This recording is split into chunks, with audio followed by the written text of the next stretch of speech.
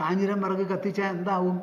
നമ്മൾ തിളപ്പിക്കുന്ന ഭക്ഷണ പദാർത്ഥങ്ങൾ മുഴുവൻ അതിൻ്റെ വിഷവും കയ്പും കലർന്ന് നിങ്ങളെ കൊല്ല് വരെ ചെയ്യാം. അത്ര വിഷദ്രവ്യമാണിത്. ഏകം ച വാസോ മമ മന്ദബുദ്ധേ സഭാം നേതും നാർഹസി മാം അനാര്യ. അപ്പൊ ദ്രൗപദി പറഞ്ഞത് എന്താ അവിടെ? ഞാൻ രജസ്വലയാണ്, ഒരു വസ്ത്രമേ ധരിച്ചിട്ടുള്ളൂ, എന്നെ ഈ സഭയിൽ കൊണ്ടുപോകുന്നത് ശരിയല്ല, ഒരു വിധത്തിലും അതിന് ശാസ്ത്രസമ്മതമില്ല, സദാചാരമല്ലാതെ അർഹന്മാർ യോഗ്യപ്പെട്ടവരാരും ഇത് ചെയ്യില്ല, ഇത് അനാര്യത്വമാണ്. ദുശാസനൻ അത് കേട്ടിട്ട് എന്തു പറയുന്നു എന്നറിയോ? നോക്കൂ നോക്കൂ, ആ ദുഷ്ടന്മാരുടെ ദുഷ്ടത, താന്തോന്നികളുടെ താന്തോന്നിത്തം എങ്ങനെയാണ് ഇങ്ങനെ ചവിട്ടുപടി കയറുന്നത് പോലെ കയറി കയറി കയറി കയറി വരുന്നത്. രജസ്വലാവാ ഭവയാജ്ഞസേനി ഏകാംബരാവാപ്യഥവാ വിവസ്ത്ര. കേൾക്കുന്നുണ്ടോ നിങ്ങൾ? ദ്യൂതേജിതാ ചാഭികൃതാസി ദാസി ദാസീഷു വാസശ്ച യഥോപജോഷം രജസ്വലാവാ ഭവയാജ്ഞസേനി. യജ്ഞസേനന്റെ പുത്രിയാണല്ലോ യാജ്ഞസേനി ദ്രൗപദി.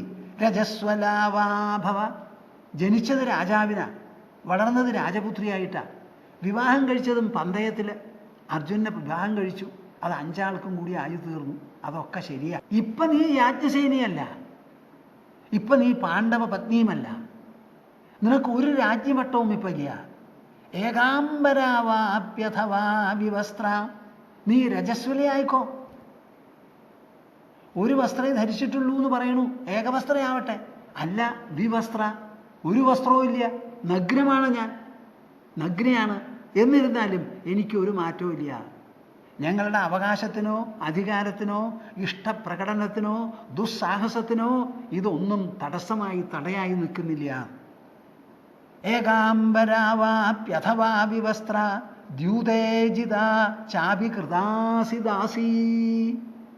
ഞാനിവിടെ വന്നത് വെറുതെയല്ല, കളിച്ച് ജയിച്ചിട്ടാ വന്നിരിക്കുന്നത്. ദ്യൂതേജിത ചാഭികൃതാസി ദാസി. ചൂതുകളിയിൽ നിന്നെ ഞങ്ങൾ ജയിച്ചു, ഞങ്ങൾക്ക് കിട്ടി, ഞങ്ങളുടെ കൃതാസി ദാസി, ദാസിയായിക്കഴിഞ്ഞു ഞങ്ങളുടെ. ആ ദാസിയായിക്കഴിഞ്ഞു. കളിച്ചത് വാസ്തവമാണെങ്കിൽ, കളിച്ചില്ല എന്ന് പറയാൻ ആരെങ്കിലും പുറപ്പെടുമോ? നിന്റെ ഭർത്താക്കന്മാരായിരുന്നവർ ഇപ്പൊ പറയോ ഞങ്ങൾ കളിച്ചിരുന്നില്ല എന്ന്? പറയില്ല. അപ്പൊ ആ കളിയിൽ കളിച്ചത് ശരിയാണ്, ഞങ്ങൾക്ക് ജയം കിട്ടിയത് ശരിയാണ്, നിന്നെ ദാസിയാക്കിയത് നിന്റെ ഭർത്താവാണ്, ഞങ്ങളാരുമല്ല. അങ്ങനെ ദാസിയായി കഴിഞ്ഞു. ദാസീഷു വാസശ്ചയഥോപജോഷം. ദാസിയായിരിക്കുന്ന നീ ദാസിമാരുടെ കൂട്ടത്തിൽ എവിടെയാണ് ഇരിക്കേണ്ടത്? നിനക്കുള്ള സ്ഥാനം എന്താ? ജോലി എന്താ? എത്ര സമയം? ആരുടെ കൂടെ? ഇതൊക്കെ ഞങ്ങളാ ഇന്ന് നിശ്ചയിക്കാൻ. അതുകൊണ്ട് വായ മൂട്, മിണ്ടാണ്ടിരിക്ക്. ഞാൻ പറയണതും ചെയ്യണതും കണ്ണടച്ച് സ്വീകരിച്ചോളൂ എന്നാ പറയണത്.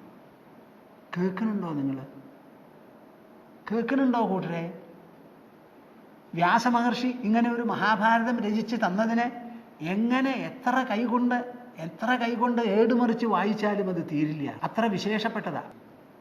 നമുക്ക് വലിയൊരു തെറ്റിദ്ധാരണയുണ്ട്, മഹാഭാരതം തുറന്ന് വായിക്കരുത്, വീട്ടിൽ കലഹമുണ്ടാവുന്നു.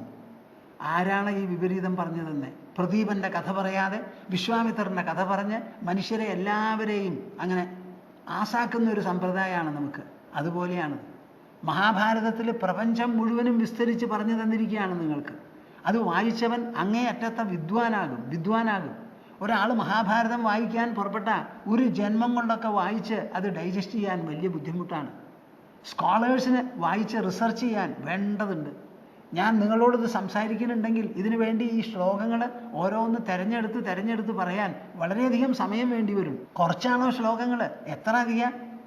ആ വായിച്ചതിൽ 3/4 ഭാഗം, അല്ലെങ്കിൽ 5-ൽ 4 ഭാഗം, അല്ലെങ്കിലോ 7 ഭാഗത്തിൽ 6 ഭാഗം വിട്ടിട്ട് ഒരു ഭാഗമാണ് ഞാൻ എടുക്കുന്നത്. ഏകാം രജസ്വലാവാ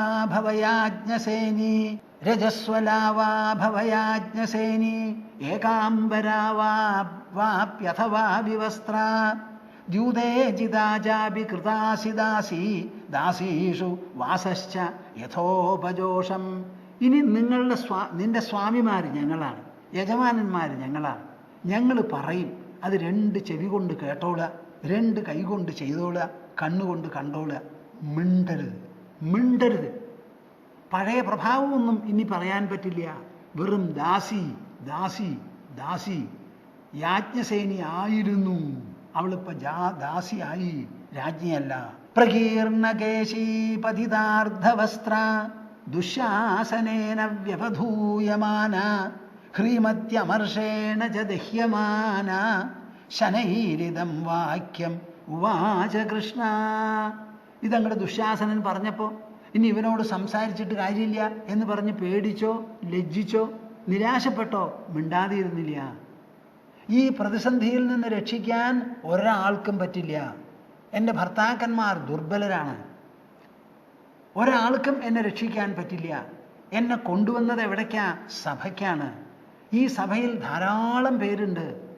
അതിൽ വലിയവരുമുണ്ട്, ചെറിയവരുമുണ്ട്, മഹാന്മാരുമുണ്ട്, അല്പാത്മാക്കളുമുണ്ട്, പ്രഗത്ഭമതികളുണ്ട്, ഇവിടെ പ്രാജ്ഞന്മാരുണ്ട്, പ്രൗഢി ധാരാളമുള്ളവരുണ്ട്. അങ്ങനെ ഒരു സഭയിലേക്കാണ് കൊണ്ടുവന്നിരിക്കുന്നത്. അപ്പം സഭയുടെ ശബ്ദം കൊണ്ട്, അവരുടെ സമ്മതാസമ്മതം കൊണ്ട് മാത്രമേ എനിക്കിവിടെ രക്ഷയുള്ളൂ, വേറെ ഒന്നുമില്ല എന്ന് കണക്കാക്കി ഭർത്താക്കന്മാരുടെ ദാസ്യം കൂടി ഇപ്പോൾ ദ്രൗപദിയുടെ ചുമതലയിലാണ്. അവരെ രക്ഷിച്ചാലേ രക്ഷയുള്ളൂ, അല്ലെങ്കിൽ ദാസന്മാരായി ആജീവനാന്തം കഴിയേണ്ടി വരും. അപ്പം അവർക്കതിൻ്റെ ഗൗരവം മനസ്സിലായി. യാജ്ഞസേനി എന്നുള്ള വാക്ക് വളരെ വിശേഷപ്പെട്ട ഒരു വാക്കാണ്. ഒരു രാജാവിൻ്റെ പുത്രിയാണ്. അപ്പം രാജാവിൻ്റെ പുത്രി സാധാരണ വഴിപോക്കൻ്റെ പുത്രിമാരിയല്ല. രാജപുത്രി എന്നുള്ളൊരു സ്ഥാനമുണ്ടാവും. രാജബുദ്ധി, രാജബുദ്ധി. ഒരു രാജാവ് അനവധി പ്രജകളുടെ അധിപനാണ്. അതുപോലെ രാജപത്നിക്കും അതുമാതിരി വിശാലമായ ഒരു ബുദ്ധി ഉണ്ടാവണം. ആ ബുദ്ധിയോടുകൂടി പ്രകീർണകേശീ പതിതാർദ്ധവസ്ത്ര, തലമുടി ഇങ്ങനെ പറന്ന് കിടക്കണു. എല്ലാം ദുശാസന്റെ കയ്യിൽ പെട്ടിട്ടില്ലല്ലോ, ഒരു ഭാഗത്ത് കുറച്ചല്ലേ ഇങ്ങനെ പെട്ടിട്ടുള്ളൂ, കയ്യിൽ ചുറ്റി പിടിച്ചിട്ടുള്ളൂ. പ്രകീർണകേശി പതിതാർദ്ധവസ്ത്ര, ഒരു വസ്ത്രമേ ധരിച്ചിട്ടുള്ളൂ. അത് ചുമലിലൊക്കെ കൂടി ഇട്ടിട്ടുള്ളത് പകുതി അങ്ങോട്ട് അഴിഞ്ഞു കഴിഞ്ഞു. പതിതാർദ്ധവസ്ത്ര ദുശാസനേന വ്യവധൂയമാന. ഇത് പറഞ്ഞാൽ കേൾക്കാത്തപ്പോൾ ഇടയ്ക്കിടയ്ക്ക് തലമുടി പിടിച്ച് ഇങ്ങനെ കുലുക്കുന്നുണ്ട്. ഇടയ്ക്കിടയ്ക്ക് ഇങ്ങനെ പിടിച്ചു വലിച്ച് കുലുക്കുക. വ്യവധൂയമാന ഹ്രീമതി അമർഷേണ ച ദഹ്യമാന. ഒരു ഭാഗത്ത് സ്ത്രീ സഹജമായ ലജ്ജയുണ്ട്. പരപുരുഷന്മാരെ നോക്കാറില്ല.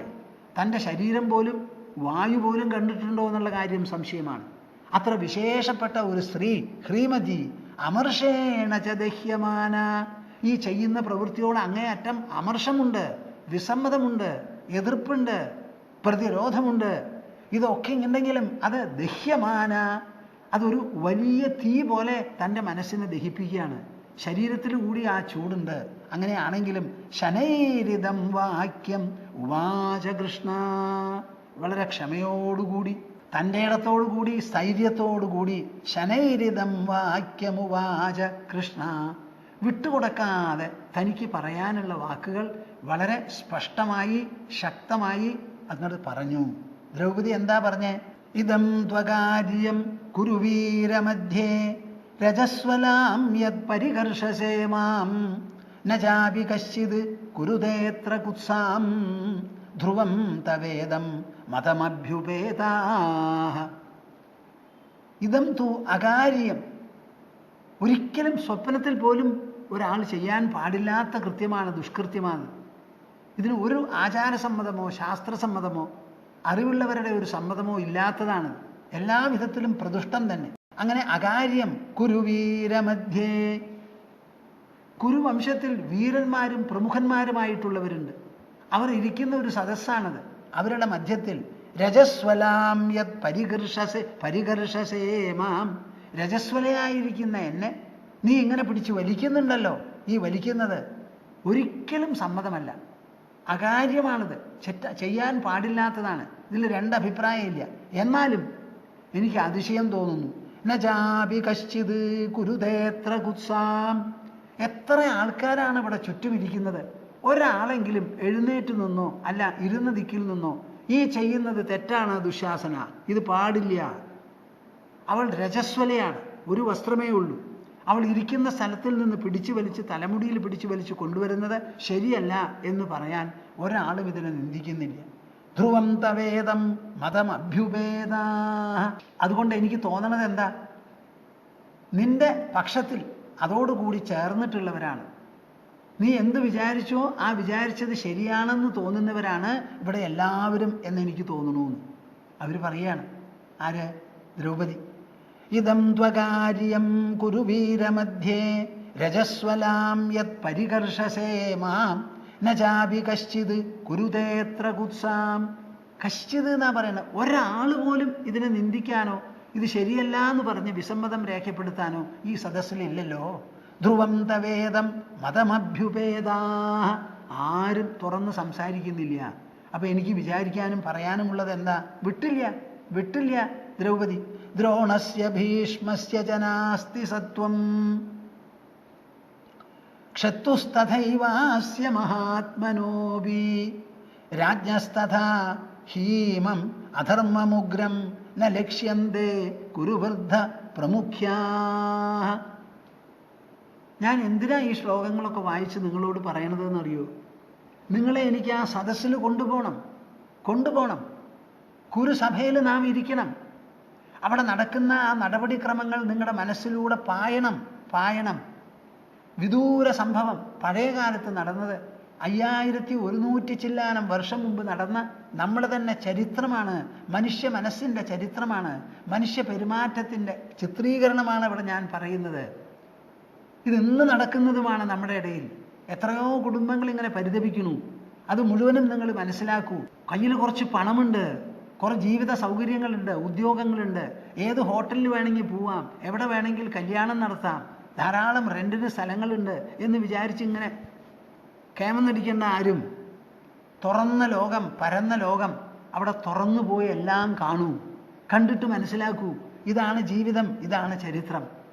എൻ്റെ വീട്ടിൽ എത്തിയിട്ടില്ല എന്ന് പറഞ്ഞ് നിങ്ങൾക്ക് സുഖമായി നിദ്ര സാധ്യമല്ല. നാം അധിവസിക്കുന്ന ഭൂമണ്ഡലത്തിൽ, നാം ഉള്ളടങ്ങുന്ന നരസമാജത്തിൽ ഇങ്ങനെയുള്ള സ്വഭാവവിശേഷം ഉണ്ടെങ്കിൽ അത് നമ്മുടെ കൺസേൺ ആണ്, നമ്മുടെ ഉത്കണ്ഠയാണ്. നമ്മളുടെ സ്വന്തം ചരിത്രം പോലെ പരിഗണിക്കണം. ദ്രോണസ്യ ഭീഷ്മസ്യ ജനാസ്തി സത്വം. ദ്രോണസ്യ, നിങ്ങൾ രണ്ടുപേരെയും പഠിപ്പിച്ചു തന്ന ആചാര്യൻ ഇവിടെയുണ്ട്. നിങ്ങളുടെ കയ്യിലുള്ള ശക്തി എന്താ? അമ്പും വില്ലും പ്രയോഗിക്കാനുള്ള പാടവം, അതിനുള്ള ശക്തി, കൗശലം, അത് രണ്ടും പഠിപ്പിച്ചു തന്ന സമാനനായിരിക്കുന്ന ദ്രോണാചാര്യൻ ഇവിടെയുണ്ട്. ഭീഷ്മസ്യ, നിങ്ങൾ രണ്ടുപേരുടെയും ഒരേപോലെയുള്ള പിതാമഹന. നിങ്ങൾക്ക് അച്ഛനമ്മമാർ വ്യത്യാസപ്പെട്ടിരിക്കാം, പക്ഷേ മുത്തശ്ശൻ എന്നുള്ള നിലയ്ക്ക് ഒരേ മുത്തശ്ശനാണ് നിങ്ങൾക്ക്. ആ മുത്തശ്ശൻ പറഞ്ഞാൽ ഇന്ന് കേൾക്കാനുള്ളവരെ ഇവിടെ ഉള്ളൂ, ധിക്കരിക്കാൻ ഒരാൾക്കും സാധിക്കില്ല. ആ ഭീഷ്മനുമുണ്ട് ഇവിടെ. ദ്രോണസ്യ ഭീഷ്മസ്യ ച നാസ്തി സത്വം. കേൾക്കുന്നുണ്ടോ കൂട്ടരെ നിങ്ങൾ? ദ്രൗപദി പറയുന്നതാണ്, വിവാഹം കഴിച്ചു കൊണ്ടുവന്ന മരുമകൾ പറയുന്നതാണ്. എന്ത്? അവർക്ക് രണ്ടുപേർക്കും പൗരുഷമില്ല, ബലമില്ല, വിവേകമില്ല, ധൈര്യമില്ല, മനസ്സാന്നിധ്യമില്ല. ക്ഷത്തുസ്തഥൈവാസ്യ മഹാത്മനോപി. സമയത്തിനും സന്ദർഭത്തിനും അനുസരിച്ച് ആപ്തവാക്യങ്ങൾ ഉദ്ധരിച്ചുകൊണ്ട് എപ്പോഴും ആ നീതിശാസ്ത്രം, ധർമ്മം, അതിനെപ്പറ്റി പറയുന്ന ഒരു മഹാത്മാവായ വിദുരനുണ്ട് ഇവിടെ. അദ്ദേഹത്തിനും കാമ്പും കഴുമ്പുമില്ലാതെയായി. രാജ്ഞസ്തഥാ ഹീമമധർമ്മമുഗ്രം ന ലക്ഷ്യന്തേ കുരുവൃദ്ധ പ്രമുഖ്യാഃ. കുരുവംശത്തിൽ വൃദ്ധരും പ്രമുഖന്മാരുമായിരിക്കുന്ന പലരുമുണ്ടവിടെ. അവരെല്ലാവരും മഹാരാജാക്കന്മാരുണ്ട്. ഇമം അധർമ്മമുഗ്രം, അത്യുഗ്രം, അതികഠിനമായിരിക്കുന്ന ഈ അധർമ്മത്തെ ന ലക്ഷ്യന്തേ, അങ്ങനെ ഒരു സംഗതി നമ്മുടെ കണ്ണിൻ്റെ മുൻപിൽ നടക്കുന്നുണ്ട് എന്നൊരു വിചാരം പോലുമില്ലാതെ ഉദാസീനരായിട്ടാണ് ഇവിടെ എല്ലാവരും ഇരിക്കുന്നത്. നിങ്ങൾക്ക് തോന്നുന്നുണ്ടോ ദ്രൗപദി ഇങ്ങനെ ഒരു പ്രസ്താവന എപ്പോഴെങ്കിലും ഇറക്കി കാണും ഇതിനു മുൻപ് എന്ന്? ആ ദ്രൗപദിയുടെ മുൻപിൽ ഇവരാരും ഒന്നുമല്ലാതെയായി. ഇവർ ഷണ്ണന്മാരാണെന്നാ പറയുന്നത്. ആര്? ദ്രൗപദി. ഒരു സ്ത്രീയുടെ മുഖത്തിൽ നിന്ന് ഇങ്ങനെ ഒരു വാക്ക്, ഇങ്ങനെ ഒരു വിലയിരുത്തൽ, ഇങ്ങനെ ഒരു അഭിപ്രായം വരണമെങ്കിൽ എന്തായിരിക്കും അവരുടെ നില എന്ന് നിങ്ങളൊന്ന് ആലോചിച്ച് നോക്കൂ. ഭീഷ്മരും വിദുരനുമടങ്ങുന്ന ആ മഹാസദസ്സിൻ്റെ മുൻപിൽ നിങ്ങളൊക്കെ ഷണ്ണന്മാരാ. നിങ്ങൾക്ക് ഉൾബലമില്ല, ആത്മബലമില്ല, വീര്യമില്ല, പരാക്രമമില്ല, ധർമ്മപ്രേരണയില്ല എന്ന് പറഞ്ഞ് തുറന്ന് പറയുകയാണ്. ആര്? ദ്രൗപദി. എന്താ? അവർക്കത് പറയാനുള്ള അവകാശമുണ്ട്. അവരൊരു വ്യക്തിയാണ്, ഒരു സ്ത്രീയാണ്. ജീവിക്കാനുള്ള അവകാശം എല്ലാവർക്കുമുണ്ട്. ആ ജീവിതത്തിൽ ഒരാൾ അബലയാണെന്ന് വിചാരിച്ച് ബലവാന് എന്തും ചെയ്യാം എന്നൊരു നിലയുണ്ടോ? അങ്ങനെ ഉണ്ടെന്ന് പുരുഷന്മാരെല്ലാവരും കൂടി ഒന്നിച്ച് പറഞ്ഞാലും ദാ പറയുന്നു സ്ത്രീ ഒറ്റയ്ക്ക് ഇല്ല ഇല്ല എന്ന്. 1 versus thousands. ഒരു ദ്രൗപദി, ആ ദ്രൗപദിയുടെ ചുറ്റും ബഹുസഹസ്രം ആൾക്കാരാണ്. ആ ഡെമോക്രസി അവർ പ്രയോഗിക്കുകയാണ് അവിടെ. ദ്വാപരേ തർക്കചാതുര്യൈഹി എന്നാ പറഞ്ഞിരിക്കുന്നത്. ദ്വാപര യുഗത്തിൽ തർക്കത്തിൻ്റെ വൈഭവമാണ് പ്രധാനം. അതുകൊണ്ടാണ് സർവ്വതും നേടിയെടുക്കുന്നത്. ആ ഒറ്റയ്ക്ക് നിന്ന് ആ സദസ്സിന് മുഴുവനും നിങ്ങൾ എല്ലാവരും നിർവീര്യരാണ്. നിങ്ങളുടെ ധർമ്മബോധം എവിടെ പോയി? പ്രാജ്ഞത എവിടെ പോയി? അറിവ് എവിടെ പോയി? വിവേകം എവിടെ പോയി എന്ന് ചോദിക്കുന്നു ഒരു സ്ത്രീ അവശതയിൽ. നോക്കൂ, ദ്രോണസ്യ ഭീഷ്മസ്യ ജനാസ്തി സത്വം ക്ഷത്രുസ്തഥൈവാസ്യ മഹാത്മനോവി രാജ്ഞസ്തഥാ ഹീമം അധർമ്മമുഗ്രം ന ലക്ഷ്യന്തേ കുരുവൃദ്ധ പ്രമുഖ്യാ. എന്താ ദ്രൗപദി ഇത്ര ഊക്കോടുകൂടി സംസാരിക്കുന്നത്? സംസാരിക്കുന്നതിനൊരു കാര്യമുണ്ട്. ചൂതിലാണ് സംഗതി നടന്നത്. നടന്ന സമയത്ത് താൻ അവിടെ ഉണ്ടായിരുന്നില്ല. അതിൽ പങ്കെടുക്കാത്ത ഒരാളെയാണ് യുധിഷ്ഠിരൻ പണയം വെച്ചിരിക്കുന്നത്. ആ പണയം വയ്ക്കുന്നതിന് മുൻപ് സഹോദരന്മാർ കൂടെയുണ്ട്. ദ്രൗപദി അവിടെ ഇല്ല. സഹോദരന്മാർക്ക് പറയണമെങ്കിൽ പറയാമായിരുന്നു, എന്നെ പണയം വയ്ക്കാൻ ഞാൻ സമ്മതിക്കില്ല എന്ന്. അതവരാരും പറഞ്ഞില്ല. അപ്പം അവർക്ക് സമ്മതാണ്. ഞാൻ അവിടെ ഉണ്ടായിരുന്നെങ്കിൽ എൻ്റെ ചൊല്ലൊന്നു വേറെയാ, ഞാൻ സമ്മതിക്കുമായിരുന്നില്ല. അപ്പം എൻ്റെ അഭാവത്തിൽ എൻ്റെ പണയം വയ്ക്കാൻ ആർക്കെന്ത് അധികാരാ? ഒരു കാലത്തും സാധിക്കില്ല. അത് പണയം വയ്ക്കുന്ന സമയത്ത് അത് ജീവനുള്ളതാണ്, മനുഷ്യനാണ്. മനുഷ്യനാവുമ്പോൾ ബുദ്ധിയുണ്ട് ആലോചിക്കാൻ, മനസ്സുണ്ട് വികാരം കൊള്ളാൻ, ഭാവം കൊള്ളാൻ. അപ്പം ആ മനസ്സും ബുദ്ധിയും കൂടി സമ്മതിച്ചാലേ ഒരാളെ പണയം വയ്ക്കാൻ പറ്റുള്ളൂ. നിങ്ങൾക്കൊരു പെൺകുട്ടിയെ ബലമായി കല്യാണം കഴിച്ച് നീ കൊണ്ടുപോകുമെന്ന് പറയാൻ അവർക്ക് രണ്ടുപേർക്കും സമ്മതമില്ലെങ്കിൽ പറ്റുമോ? എല്ലാ കാര്യത്തിനും ആ വ്യക്തി ഏത് വ്യക്തിയെ തൊട്ട് കളിക്കുന്നു ആ വ്യക്തിയുടെ ഒരു സമ്മതം നിങ്ങൾക്ക് വേണ്ടി വരും. ഒരു ക്രിമിനലാണെങ്കിൽ പിടിച്ചുകൊണ്ട് പോവാം. അവിടെ എന്ത് ക്രിമിനലാ? എന്താ അവിടെ ദ്രൗപദി ചെയ്തത്? ആരുടെ വസ്തുവാണ് അപഹരിച്ചത്? ആരെയാണ് കുറ്റം പറഞ്ഞത്? താൻ അറിയാതെ, തന്നോട് പറയാതെ, തൻ്റെ അഭാവത്തിൽ നടന്നിട്ടുള്ള ഒരു വിനോദം. ആ വിനോദത്തിൻ്റെ ഭാഗമായി ഇപ്പോൾ എന്തായി? ദാസ്യം തനിക്ക് അടിച്ചേൽപ്പിച്ചു എന്ന് കുറെ കൈബലത്തോടു കൂടി ചിലർ വന്ന് പറയുകയാണ്. അങ്ങനെ മെയ്ബലം കാത്രം കാണിച്ചാൽ തീരാവുന്നൊരു കാര്യമല്ല. ഈ പ്രപഞ്ചം ശൂന്യമല്ല. പഞ്ചഭൂതങ്ങൾക്ക് ചേതനയില്ല എന്നുള്ളത് സമ്മതിക്കാം. പഞ്ചഭൂതങ്ങളല്ലല്ലോ നമ്മുടെ ശരീരമാണ് പഞ്ചഭൂതം. പാഞ്ചഭൗതികമായ ശരീരത്തിൻ്റെ ഉള്ളിൽ ചേതനാത്മകമായിരിക്കുന്ന ഒരു മനസ്സുണ്ട്, ബുദ്ധിയുണ്ട്. അത് ഉള്ളിടത്തോളം കാലം പന്ത് കളിക്കുന്നമാതിരി കളിക്കാൻ പറ്റില്ല. ഞാൻ അവിടെ ഉണ്ടാകണമായിരുന്നു, എൻ്റെ സമ്മതം തേടേണ്ടതായിരുന്നു. സഹോദരന്മാരിയ്ക്കുന്നത് പോലെ അഞ്ചാമത് ഞാനും ഇരുന്നിട്ടാണ് ആ രാജാവ് ഇങ്ങനെ പന്തയം വെച്ചത്, കളിച്ചത് എന്നുണ്ടെങ്കിൽ ഒരു പക്ഷേ ഞാൻ ഒരു വാക്കും പറയില്ല. അത് നടക്കുമായിരുന്നില്ല, ഞാൻ സമ്മതിച്ചിട്ടുണ്ടാവില്ല. അപ്പം എൻ്റെ ഭാവത്തിൽ ഞാൻ എന്തു ചെയ്യുമോ, എൻ്റെ സാന്നിധ്യത്തിൽ ഞാൻ എന്തു ചെയ്യുമോ, അതാണ് ഇപ്പം പറയുന്നത്. നിങ്ങളെല്ലാവരും കേൾക്കൂ, തുറന്നു കേൾക്കൂ. ഇമം പ്രശ്നമിമേ ബ്രൂത സർവയേവ സഭാസദഃ. ഇത് വെറും ഒരു ദുശാസനോ ഒരു ദുര്യോധനോ കൗരവന്മാരെല്ലാവരും കൂടി എത്ര പേരുണ്ട്? 100 പേരോ? അല്ല, ധൃതരാഷ്ട്ര മഹാരാജാവോ ഗാന്ധാരിയോ അവരാരും വിചാരിച്ചാൽ തീരുന്ന കാര്യമല്ല. നിറഞ്ഞ സദസ്സിലാണ് എന്നെ കൊണ്ടുവന്നിരിക്കുന്നത്. ഈ സദസ്സ് വേണം ഇതിന് മറുപടി പറയാൻ. ചോദ്യം എൻ്റെയാണ്, എന്നിലാണ് ആക്രമണം, ഞാനാണ് ഇവിടെ പിവട്ട്, ഇതിൻ്റെ ഹബ്ബ് ഞാനാണ്, അച്ചുതണ്ട് ഞാനാ. എന്നെ ചുറ്റിയാണ് ഈ സംഗതികൾ മുഴുവൻ നടക്കുന്നത്. ഞാൻ ഇല്ലാത്തപ്പോഴാണ് ഈ കാര്യം നടന്നത്. അപ്പം എനിക്കൊരു ചോദ്യം ചോദിക്കാനുണ്ട്. ജിതാം വാപ്യജിതാം വാമാം മന്യധ്വേ സർവഭൂമിപാഹ. എന്നെ ജയിച്ചിട്ടുണ്ടോ, കൈക്കലാക്കിയിട്ടുണ്ടോ ദുര്യോധനാദികൾ, അതോ ഇല്ലയേ? ഇതിന് മറുപടി നിങ്ങൾ പറയൂ. ഇമം പ്രശ്നം ഇമേ ബ്രൂത സർവയേവ സഭാസദ. ഇവിടെ എത്ര പേരുണ്ടോ അവരെല്ലാവരും ഒറ്റയ്ക്കൊറ്റയ്ക്ക് എന്നോട് പറയണം, ഞാൻ ജിതയാണോ അതോ അജിതയോ എന്ന്. കളിച്ച് ഇവരെന്നെ തട്ടിയെടുത്തുവോ ഇല്ലയോ എന്ന് എന്നോട് പറയണം. കാരണം എന്താ ഉണ്ടായത്? എല്ലാവർക്കും അറിയാം, ചൂതുകളി കണ്ടവർക്കൊക്കെ. യുധിഷ്ഠിര മഹാരാജാവ് സ്വയം പണയപ്പെടുത്തി ആ നഷ്ടപ്പെട്ടു പോയതിന് ശേഷമാണ് ശകുനി അവിടുന്ന് പറഞ്ഞു, എന്തു പറഞ്ഞു? ദാ ദ്രൗപദി ബാക്കി നിൽക്കണു, അതിനെ പണയം വയ്ക്കൂന്ന്. അപ്പൊ ദ്രൗപദി അവിടെ ബാക്കി നിൽക്കണു, പണയം വയ്ക്കൂ, പന്തയം വയ്ക്കൂ എന്ന് പറഞ്ഞപ്പോ എന്താ അതിനർത്ഥം? മഹാരാജാവ് പണയപ്പെട്ടപ്പോ, നഷ്ടപ്പെട്ടപ്പോ സഹധർമ്മിണി എന്നുള്ള നിലയ്ക്ക് ഞാൻ നഷ്ടപ്പെട്ടിട്ടില്ല എന്നല്ലേ അർത്ഥം? ഞാൻ സ്വതന്ത്രയായി അവിടെ നിൽക്കുന്നു. ആ സ്വതന്ത്രയായി നിൽക്കുന്ന ഞാൻ എന്നോട് ചോദിക്കാതെ പണയം വയ്ക്കാൻ ഈ ദാസനായ രാജാവിന് എന്താണ് അധികാരം? ഞാൻ സമ്മതിക്കുന്നില്ല അത്. ഇനി ഞാൻ സ്വതന്ത്രയോ അല്ലയോ എന്നുള്ള ചോദ്യത്തിന് മറുപടി എന്താ?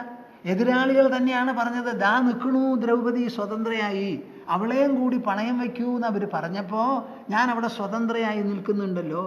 സ്വതന്ത്രയായ എന്നെ അസ്വതന്ത്രനായ രാജാവ് എങ്ങനെ പണയം വയ്ക്കും? അതുകൊണ്ട് ഞാൻ ദാസിയല്ല. ഇനി നിങ്ങൾ മറുപടി പറയൂ. ജിതാം വാപ്യജിതാം വാമാം മന്യധ്വേ സർവഭൂമിപാഹ. നിങ്ങളൊക്കെ രാജ്യം ഭരിക്കുന്നവരാണ്. ഓരോരുത്തരുടെയും കീഴിലുണ്ട് ധാരാളം പ്രജകൾ. ആ പ്രജകളെ ഭരിക്കുന്ന സമയത്ത് ആ പ്രജകളിൽ ആർക്കെങ്കിലും ഒരാൾക്ക് പോലും ഒരു ചോദ്യമോ സംശയമോ ആവശ്യമോ ഉണ്ടെങ്കിൽ അത് നിറവേറ്റേണ്ട ചുമതല അധിപന്മാർക്ക്, ഭൂപതിമാർക്കുണ്ട്. ആ രാജാക്കന്മാരെ എന്നുള്ള നിലയ്ക്ക് ഞാൻ ചോദിക്കണു, ഒരു പ്രജ എന്നുള്ള നിലയ്ക്ക് ചോദിക്കണു. സർവഭൂമിപാഹ, ഇവിടെ എത്ര രാജാക്കന്മാരുണ്ടോ അവരോട് എല്ലാവരോടും മന്യധ്വേ, നിങ്ങളുടെ മനസ്സ് എന്തു പറയണു, നിങ്ങളുടെ ബുദ്ധി എന്തു പറയണു? ജിതാം വാപ്യജിതാം വാമാം, ദ്രുപദപുത്രിയായിരിക്കുന്ന ഞാൻ, പഞ്ചപാണ്ഡവന്മാരുടെ പത്നിയായിരുന്ന, ഇപ്പോഴും പത്നിയായിരിക്കുന്ന ഞാൻ അന്യാധീനപ്പെട്ടിട്ടുണ്ടോ ഇല്ലയോ ഈ കളിയുടെ പേരിൽ നടന്ന ക്രമം വെച്ച് നോക്കുമ്പോൾ? പ്രേക്ഷകരെ, നിങ്ങളുടെ ഇടയിൽ ധാരാളം സ്ത്രീകളുണ്ട്. സ്ത്രീ സമാനരായിരിക്കുന്ന പുരുഷന്മാരുമുണ്ട്, അതല്ലാത്ത പുരുഷന്മാരുമുണ്ട്. നിങ്ങളെല്ലാവരും മനസ്സിലാക്കൂ, മനുഷ്യജന്മം, മനുഷ്യദേഹമെടുത്ത് ഈ ഭൂമണ്ഡലത്തിൽ ജീവിക്കുക എന്ന് പറഞ്ഞാൽ നിങ്ങൾക്ക് എല്ലാവർക്കും ദ്രൗപദിയുടെ മനസ്സാന്നിധ്യം വേണമെന്ന്. ആരും ദുർബലരാവരുത്, അടിമകളാവരുത്. നാം കഴിക്കുന്ന ഭക്ഷണം വേണ്ടതുപോലെ ശരീരത്തിൽ ദഹിച്ച് അത് രക്തമാവുന്നുണ്ടെങ്കിൽ ആ രക്തത്തിൻ്റെ ഒരു ഭാഗം നമ്മുടെ ബുദ്ധിയും മനസ്സുമാണെന്ന് മനസ്സിലാക്കിക്കോളൂ. ആ മനസ്സും ബുദ്ധിയുമാണ് നമ്മുടെ ശരീരത്തെ ഏത് കാര്യത്തിലും വിനിയോഗിക്കുന്നത്. ആ മനസ്സിൻ്റെയും ബുദ്ധിയുടെയും കുത്തകയാണ് ധർമ്മചിന്ത, ധർമ്മപരിഗണന നടത്തേണ്ടത്. വെറുതെ ഉണ്ട് ഉറങ്ങി കഴിഞ്ഞുകൂടിയാൽ മനുഷ്യജന്മമായില്ല. മനുഷ്യജന്മം ആകണമെങ്കിൽ നാം ആലോചിക്കണം, വിചാരിക്കണം, ചിന്തിക്കണം, പരിഗണിക്കണം. എങ്ങനെയാണ് മുന്നോട്ട് പോകേണ്ടത്, എന്താണ് ജീവിതം, അതിലുള്ള സമ്മർദ്ദങ്ങൾ എന്തെല്ലാം, ആപത്തും വിപത്തും വരുമ്പോൾ എങ്ങനെയാണ് നാം നേരിടേണ്ടത്, മുമ്പോട്ട് പോകേണ്ടത് എന്ന് ആലോചിക്കണം. ആ ആലോചിച്ച് ദ്രൗപദി കടഞ്ഞെടുത്ത് പറയുന്ന ഒരൊറ്റ ചോദ്യമാണ് സദസ്സിൻ്റെ മുൻപിൽ മുഴുവനും. ഒറ്റ ആൾ മറുപടി പറഞ്ഞില്ല. ദുശാസനശ്ചാപി സമീക്ഷ കൃഷ്ണാം അവേക്ഷമാണാം കൃപണാൻ പതീംസ്ഥാൻ ആധൂയ വേഗേന വിസഞ്ജകൽപ്പാം ഉവാച ദാസീതി ഹസൻ സശബ്ദം. ആ സദസ്സ് ഒരൊറ്റ ആള് ഒന്നും പറഞ്ഞില്ല. പറഞ്ഞതാരാ? ദുശാസനശ്ചാപി സമീക്ഷ കൃഷ്ണാം. തലമുടി കയ്യിൽ വെച്ചുകൊണ്ട് പിടിച്ചു വലിച്ചു കുലുക്കുന്നുണ്ടല്ലോ, ആ കുലുക്കുന്ന ദുശാസനാണ് പറയുന്നത് സമീക്ഷ കൃഷ്ണാം. ഇങ്ങനെ വിലപിച്ച് നല്ല ഊശ്വരോടുകൂടി ചോദ്യം ചോദിച്ചു നിൽക്കുന്ന കൃഷ്ണയെ നല്ല പോലെ കണ്ടു. അവേക്ഷമാണാം കൃപണാൻ പതീം സ്ഥാൻ. ആ ചോദ്യത്തിൻ്റെ മുൻപിൽ മിണ്ടാതിരിക്കുന്ന സദസ്സിനെ കണ്ട് ചൂളിപ്പോയി വെറുങ്ങലിച്ച് നിൽക്കുന്ന 5 ഭർത്താക്കന്മാരും ഉണ്ട് അവിടെ. ആ 5 പേരെയും അവേക്ഷമാണാം കൃപണാൻ പതീം സ്ഥാൻ. ഈ കൃപണ ശബ്ദത്തിന് എന്താ അർത്ഥം? ഒരു നിലയ്ക്ക് പിശുക്ക, അല്പദൃഷ്ടി, അല്പബുദ്ധി എന്നൊക്കെ പറയും. എന്താ ഈ പിശുക്ക്? കയ്യിൽ ധാരാളം വിഭവങ്ങളുണ്ട്, പണമുണ്ട്, സമ്പത്തുണ്ട്. അത് ഉപയോഗിക്കുന്ന സമയം വരുമ്പോൾ വലിയ പിശുക്ക. 1000 കൊടുക്കേണ്ടയിടത്ത് 5 കൊടുക്കും. അതുപോലെ അപ്പോൾ കൃപണാൻ. ഈ പഞ്ചപാണ്ഡവന്മാർ 5 പേരും ഉപായപ്പെട്ടവരാണോ? അല്ല, ലോകം മുഴുവനും ആദരിക്കുന്നവരാണ്. അവരുടെ മെയ്ബലം, അവരുടെ മനോബലം, അവരുടെ അസ്ത്രബലം, ശസ്ത്രബലം, അവരുടെ അനുഗ്രഹബലം, ഇതെല്ലാം അവർക്ക് വേണ്ടിടത്തോളമുണ്ട്.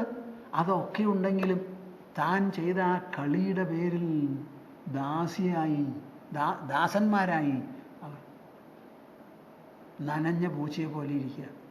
ഒന്നും മിണ്ടാൻ പറ്റില്ല.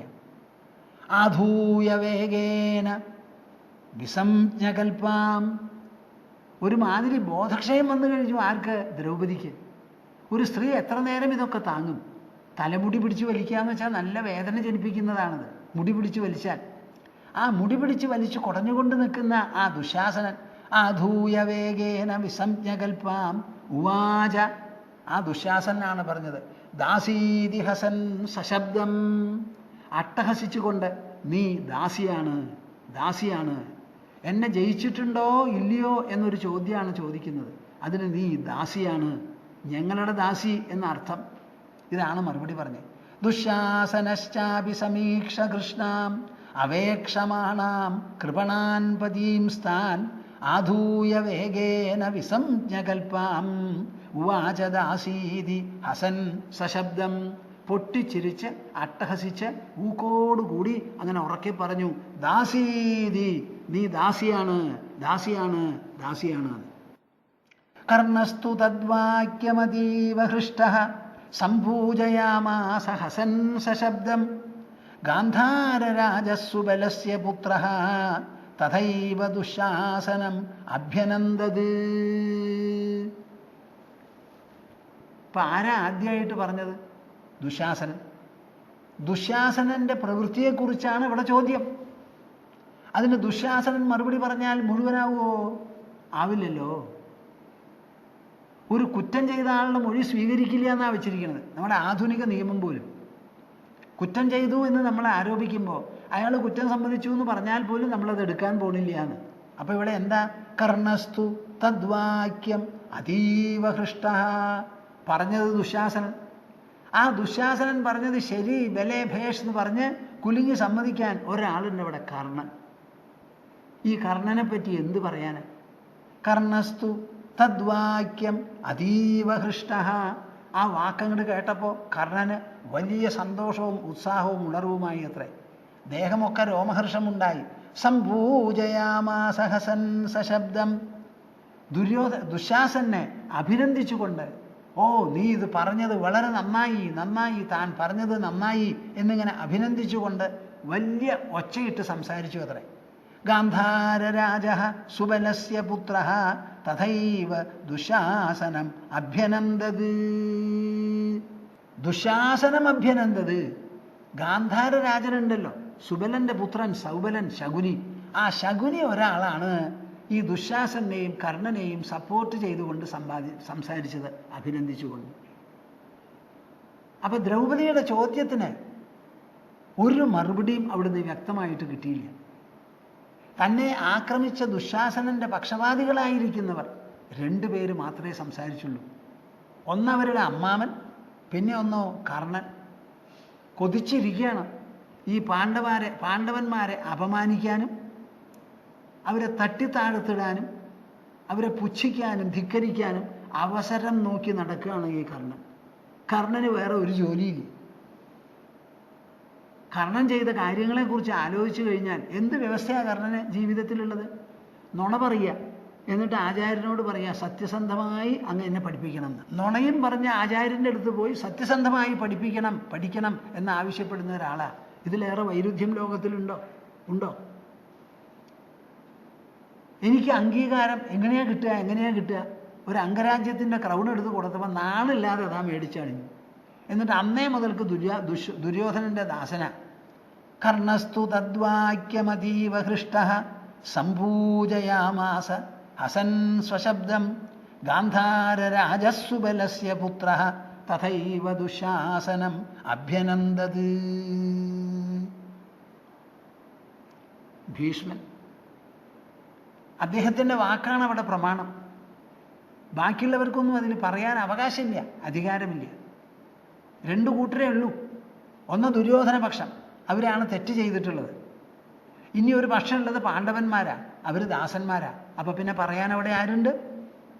ഇവർക്ക് എല്ലാവർക്കും ആരാധ്യനായിരിക്കുന്ന ഒരു ഭീഷ്മൻ പക്ഷപാതത്തോടു കൂടി സംസാരിക്കില്ല. അദ്ദേഹം സ്വയം പ്രാജ്ഞനാണ്, നല്ല അറിവുള്ള ആളാ, തത്വജ്ഞാനിയാണ്.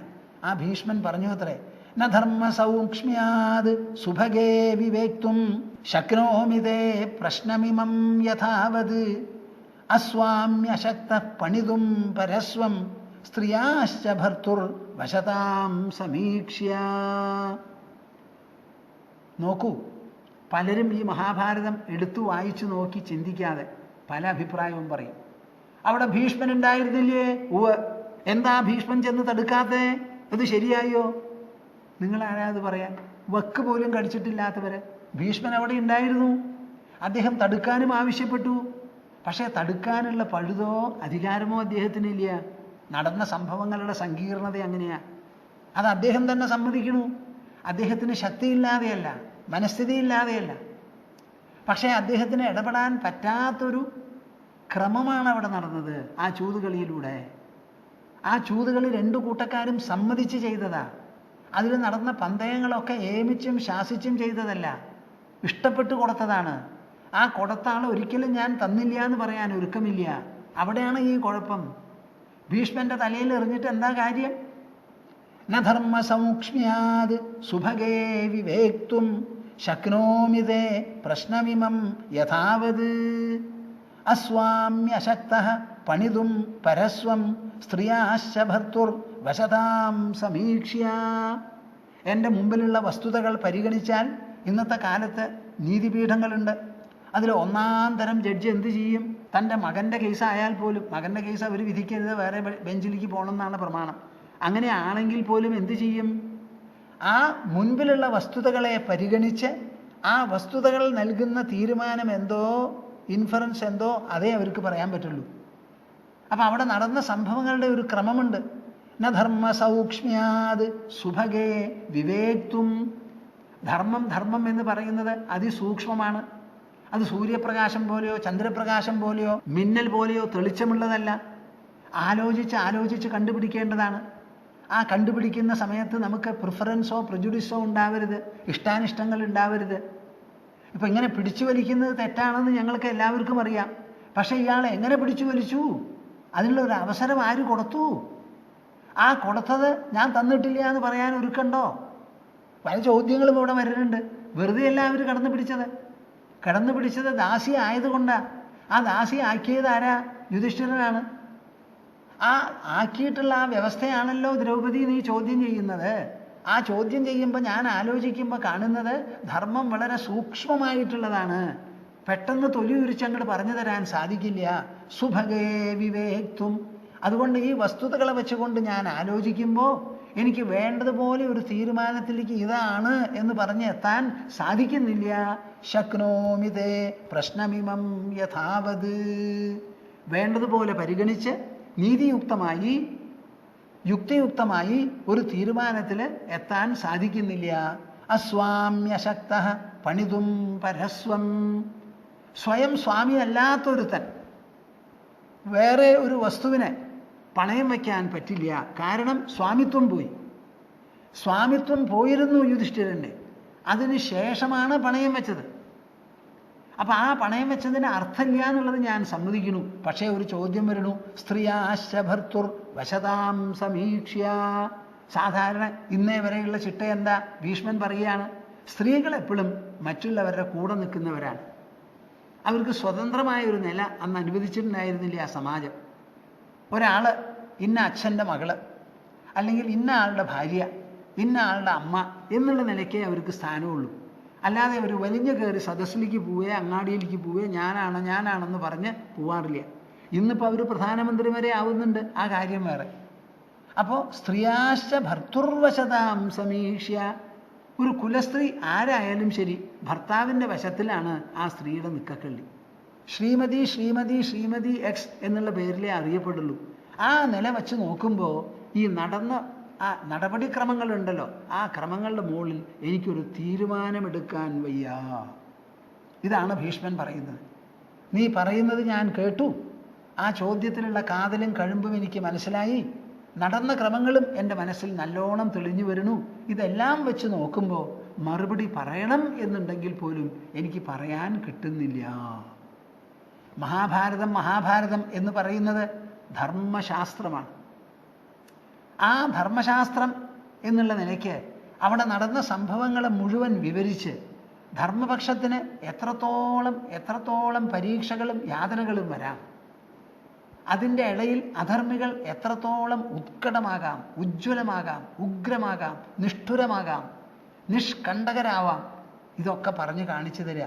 ഇതൊക്കെ ആയാലും ആ ധർമ്മത്തിൽ അന്തർഗതമായിരിക്കുന്ന സൂക്ഷ്മ സ്വാധീനത്തിൻ്റെ പേരിൽ, മാഹാത്മ്യത്തിൻ്റെ പേരിൽ, പ്രഭാവത്തിൻ്റെ പേരിൽ ധർമ്മം അവസാന കുടിക്കൂറ കുത്തും, പറപ്പിക്കും. ഇതാണ് ഈ ധർമ്മശാസ്ത്രം നിങ്ങൾക്ക് പറഞ്ഞു തരുന്നത്. ന ധർമ്മ സൗക്ഷ്മ്യാത് സുഭഗേ വിവേക്തും ശക്നോമി തേ പ്രശ്നമിമം യഥാവത് അസ്വാമ്യശക്തഃ പണിതും പരസ്വം സ്ത്രീയാശ്ച ഭർത്തുർ വശതാം സമീക്ഷ്യ. നിങ്ങൾക്കിത് കേട്ടിട്ട് എന്താ തോന്നണേ കൂട്ടരെ? എനിക്കൊന്ന് അറിയാൻ എന്താ വഴി? ദ്രൗപദിയെ പിടിച്ച് വലിച്ചുകൊണ്ടിരിക്കുകയാണ് സദസ്സ്. വലിക്കുക, ഇടയ്ക്കിടയ്ക്ക് കൊടയണമുണ്ട്. ആ ദ്രൗപദിയുടെ മുഖത്തിൽ നിന്നാണ് എന്നെ ഇവർ ജയിച്ചോ ജയിച്ചില്ലേ എന്നൊരു ചോദ്യം. അതിന് ദുശ്ശാസനാണ് ആദ്യം മറുപടി പറഞ്ഞ് ദാസീന്ന്. കർണൻ അത് അഭിനന്ദിച്ചു, ശകുനിയും അഭിനന്ദിച്ചു. ഭീഷ്മൻ അത് കേട്ട് എന്തു പറഞ്ഞു? എനിക്ക് ഈ ചോദ്യം വളരെ പ്രസക്തമായി തോന്നുന്നു, പക്ഷേ മറുപടി പറയാൻ എനിക്ക് അറിയുന്നില്ല എന്ന്. ബുദ്ധി കൊണ്ട് ആലോചിച്ച് നോക്കി നിഷ്പക്ഷമായി ചിന്തിച്ച് അദ്ദേഹം പറയുന്ന മറുപടിയാണ്. പക്ഷേ അവിടുത്തെ ആ സന്ദിഗ്ധാവസ്ഥ തുടർന്നുകൊണ്ടിരിക്കുകയാണ്, കൂടുതൽ ഉജ്ജ്വലമായി. ഇനി എന്തെല്ലാം സംഭവിക്കാൻ പോണു? ഇതിന് എങ്ങനെയാണ് തീരുമാനമുണ്ടാവുക? എവിടുന്നാണ് തീരുമാനം? മനുഷ്യൻ വരുത്തി തീർത്ത വിപത്ത് മനുഷ്യനാൽ ഒരു പരിഹാരം കാണാത്ത നിലയാണ്. എന്നാൽ ദ്രൗപദി വിടാനൊട്ട് തയ്യാറുമില്ല. എനിക്ക് മറുപടി കിട്ടിയേ തീരൂ എന്നാണ് അവരുടെ നില. മറുപടി കൊടുക്കാൻ ആരുമില്ല. സദസ്സിൻ്റെ ശബ്ദം മുഴുവനായില്ല. അവിടെ പലരും ഉണ്ട്. അതിൽ ചിലരെങ്കിലും വായ തുറന്ന് സംസാരിക്കുന്നവരുണ്ടാവും. ആദ്യാദ്യം മിണ്ടാതെ ഇരുന്നാലും ആ ക്രൈസിസ്, ആ പ്രതിസന്ധി ശക്തമായി തുടരുന്നതിൻ്റെ പേരിൽ മുതിർന്നവരില്ലെങ്കിൽ ചെറുപ്പക്കാരെങ്കിലും അവിടെ നിവർന്നു നിന്ന് സംസാരിക്കാനുണ്ടാവും. അതാണ് മനുഷ്യൻ്റെ ചരിത്രം, മനുഷ്യൻ്റെ സ്വഭാവം. നമുക്ക് കാണാം എന്താണ് നടക്കാൻ പോകുന്നതെന്ന്. ഇങ്ങനെ ഒരു പ്രതിസന്ധി ആരാണ് പരിഹരിക്കുക? ധർമ്മപുത്രൻ്റെ കയ്യിൽ ഒന്നുമില്ല, ആരുമില്ല. എല്ലാവരും പോയി. സഹോദരന്മാർ പോയി, താൻ പോയി, തൻ്റെ ധർമ്മപത്നിയെയും പണയം വെച്ചു. ഇവർ 5 ആളും ദാസ്യത്തിൽ ഇരിക്കുകയാണ്.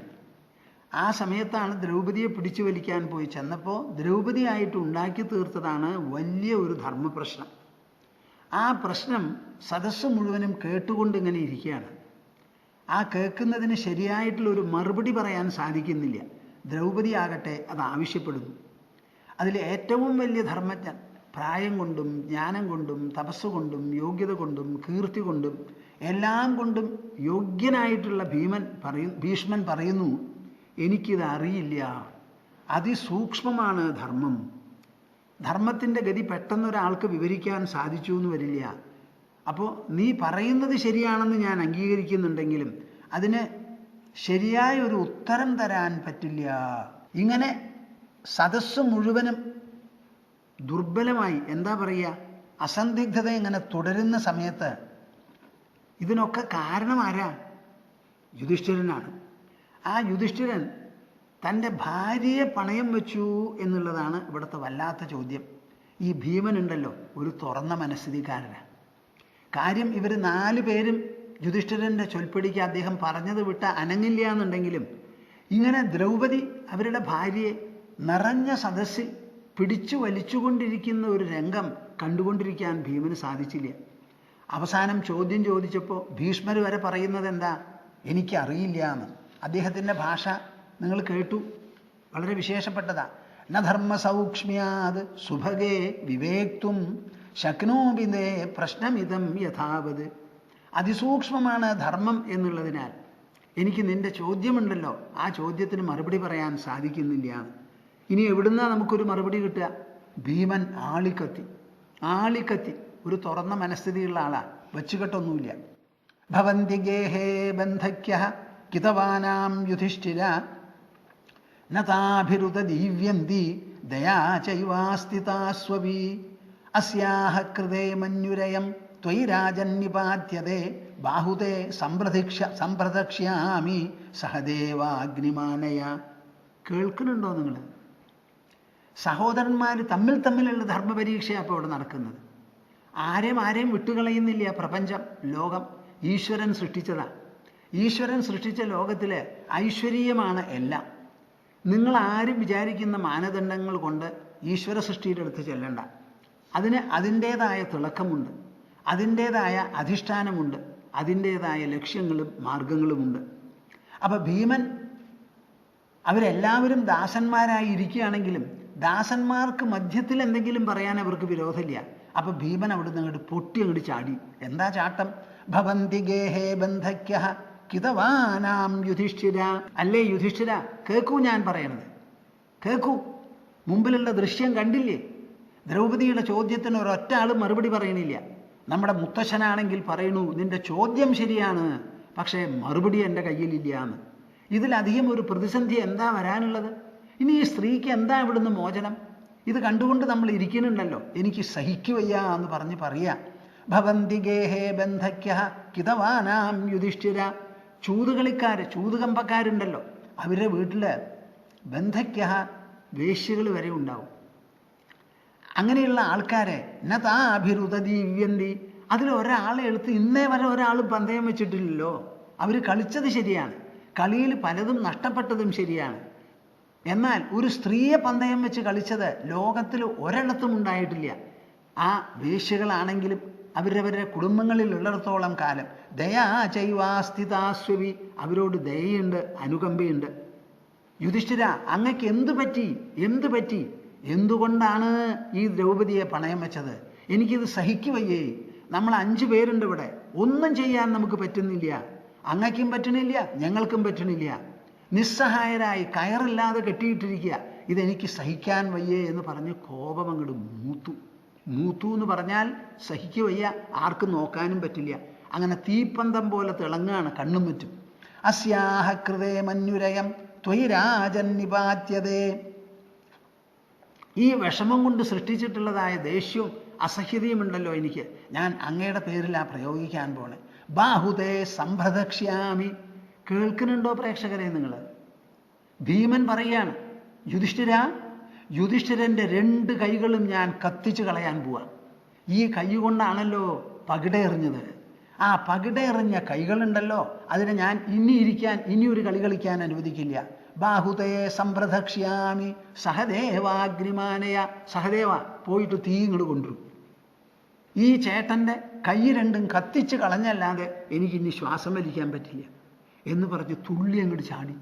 സഹദേവൻ എന്തു ചെയ്യും? അഗ്നി കൊണ്ടുവരാനാ പറയുന്നത്. ഉടനെ എന്തു ചെയ്തു? അർജുൻ ഇടപെട്ടു. ജ്യേഷ്ഠ, ഇങ്ങനെ പറയരുത്. ഈ പറയുന്നത് വലിയ തെറ്റാണ്. അദ്ദേഹം ചെയ്തിട്ടുള്ളതൊക്കെ ക്ഷാത്രധർമ്മത്തിന് ഉചിതമായിട്ടാണ് ചെയ്തിട്ടുള്ളത്. അദ്ദേഹത്തിൻ്റെ സ്ഥാനം എന്താ? രാജാവ്. നമ്മുടെ സ്ഥാനം എന്താ? അദ്ദേഹത്തിൻ്റെ സഹോദരന്മാരാണ്, ചൊൽപ്പടിക്കിരിക്കുന്നവരാണ്. അദ്ദേഹം എന്ത് ചെയ്താലും അത് സ്വീകരിക്കാം എന്ന് നമ്മുടെ നിർബന്ധമാണ്, ആത്മനിർബന്ധമാണ്. അദ്ദേഹം ശാസിച്ചിട്ടല്ല. രാജാക്കന്മാർക്ക് ഭരണത്തിന് ചില രീതിയും മര്യാദയും ഒക്കെയുണ്ട്. അപ്പോൾ ചൂതുകളിക്ക് വിളിച്ചാൽ പോകേണ്ടത് ഒരു ധർമ്മമാണ്. ആരെങ്കിലും ഒരാൾ ശത്രുക്കൾ വന്ന് യുദ്ധം ചെയ്യാൻ വിളിച്ചാൽ നമ്മൾ പോവാറില്ലേ? അവിടെ എന്താ സംഭവിക്കുക? സ്വയം മരണമാണ്. മരിച്ചു കഴിഞ്ഞതിന് ശേഷം നമ്മുടെ കുലസ്ത്രീകൾക്ക് എന്ത് സംഭവിക്കും എന്ന് ആലോചിച്ച് നാം യുദ്ധത്തിന് പോകാതെ ഇരിക്കാറുണ്ടോ? ഇല്ലല്ലോ. അതുപോലെ ചൂതിന് വിളിച്ചു, പോയി. നമ്മളെല്ലാവരും അനുഗമിച്ചു. നമ്മൾ ആരെങ്കിലും വേണ്ടാന്നപ്പോൾ പറഞ്ഞില്ല. ദ്രൗപദി അടക്കം പറഞ്ഞില്ല. കളിക്കാൻ വരെ നമ്മൾ സമ്മതിച്ചു, പന്തയം വയ്ക്കാൻ വരെ നമ്മൾ സമ്മതിച്ചു. അതിൻ്റെ ഇടയിൽ ഒരു സ്ഥലത്തും നാം ജ്യേഷ്ഠനോട് പാടില്ല എന്ന് പറഞ്ഞില്ലല്ലോ.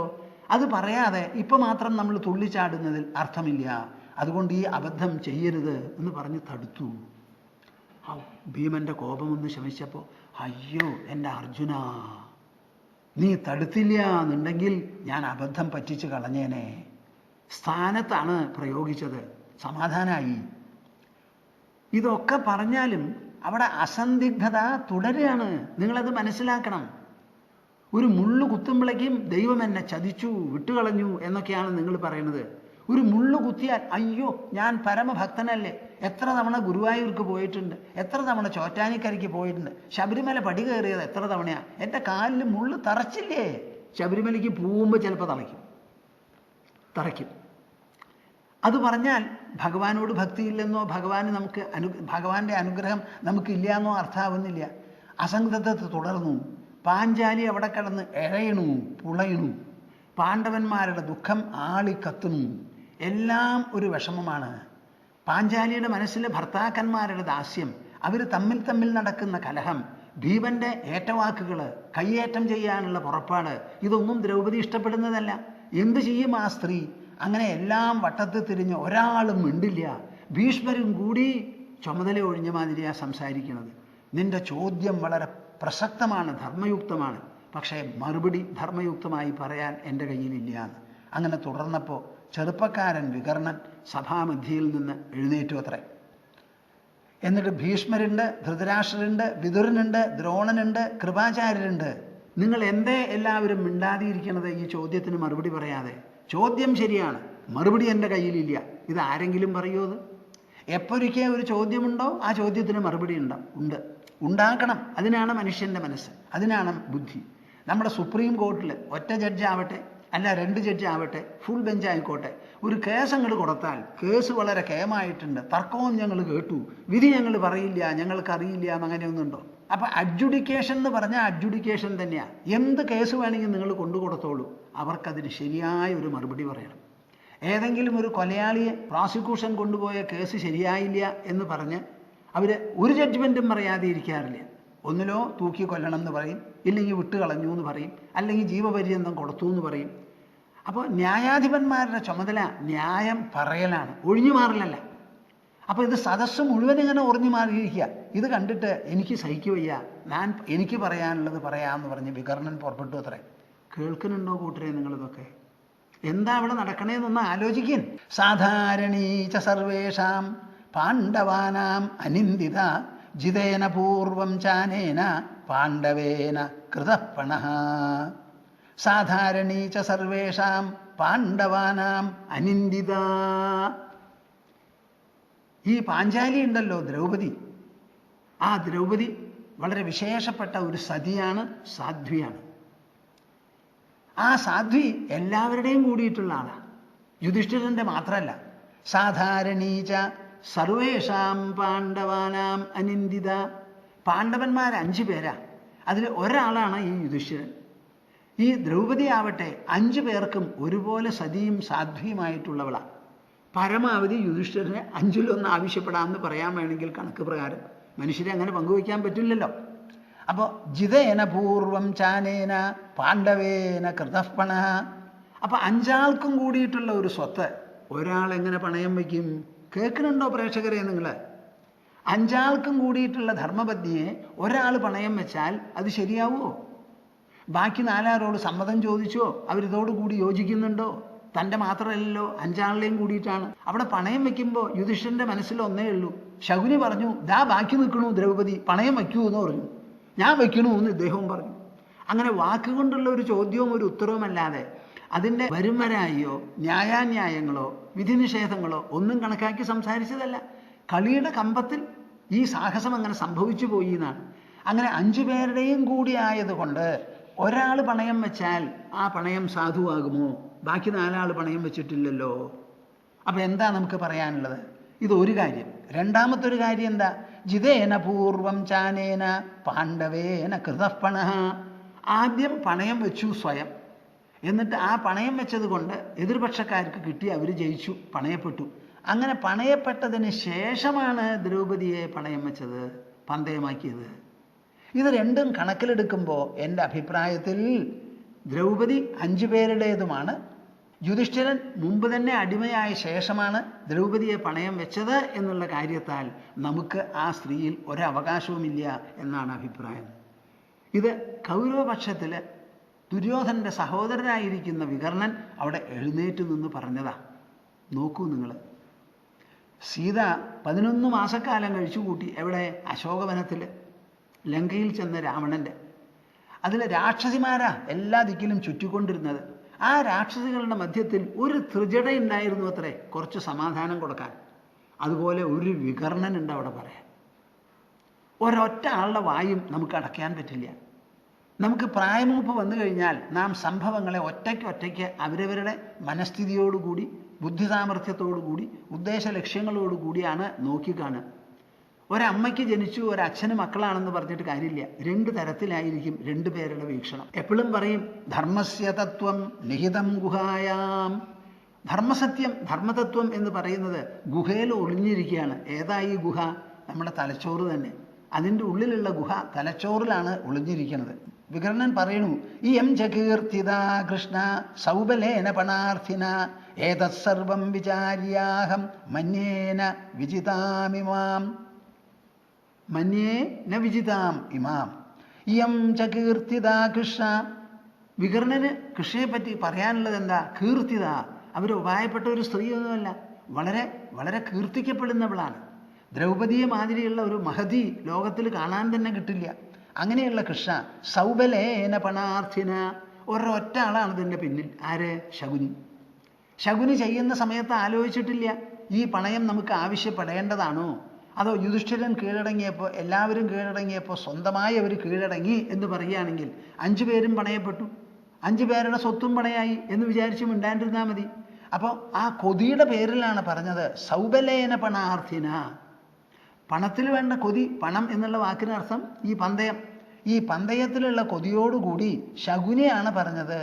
ഇത് മുഴുവനും കണക്കിലെടുത്ത് ഞാൻ ആലോചിക്കുമ്പോൾ എനിക്ക് പറയാനുള്ളത് ന വിജിതാം ഇമാം. ദ്രൗപദിയെ നാം പന്തയത്തിൽ ജയിച്ച് കൈക്കലാക്കിയിട്ടില്ല എന്ന്. ഇതാണ് വികർണന്റെ അഭിപ്രായം. ഏതത് ശ്രുത്വാ മഹാന്നാദഃ സഭ്യാനാം ഉദതിഷ്ഠത വികർണം ശംസമാനാനാം സൗബലം ചാപി നിന്ദതാം. കണ്ടോ ആ നിറഞ്ഞ സദസ്സ്? ഒരു ഭാഗത്ത് ഭീഷ്മൻ വരെ പിൻവാങ്ങി, മറുപടിയില്ല എന്ന് പറഞ്ഞ്. അപ്പോഴാണ് ചെറുവയസ്സിലുള്ള ഒരു കുട്ടി വികർണൻ അവിടെ എഴുന്നേറ്റ് നിന്ന് ശരിക്കും ഉച്ചൈസ്തരം ഉദ്ഘോഷിച്ചത്. ആ ഉദ്ഘോഷം കണ്ട് കഴിഞ്ഞപ്പോൾ സദസ്സിന് ഒരു ചൊടി വന്നു, ഒരു വീറ് വന്നു, പറയാമെന്നുള്ള ഒരു നിലയായി. സാധാരണ ഇങ്ങനെയുള്ള കാര്യങ്ങളിൽ എല്ലാവരും മൗനം ദീക്ഷിക്കും. ഭയം കൊണ്ടാകാം, സംശയം കൊണ്ടാകാം, ആശങ്ക കൊണ്ടാകാം, പല വിധത്തിലും ആവാം. ഒരാൾ എഴുന്നേറ്റ് നിന്ന് സംസാരിച്ചാൽ പകർച്ചവ്യാധി പോലെ ചിലരൊക്കെ എഴുതിയിട്ട് പിന്നെ സംസാരിക്കുകയും.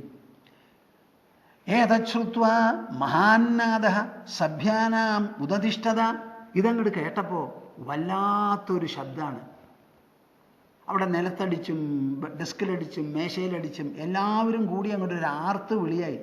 വികർണം ശംസമാനാനാം. ആ വിളിയുടെ പൊരുൾ എന്തായിരുന്നു? വികർണം, വികർണനെ, ശംസമാനാനാം എല്ലാവരും സ്തുതിച്ചു.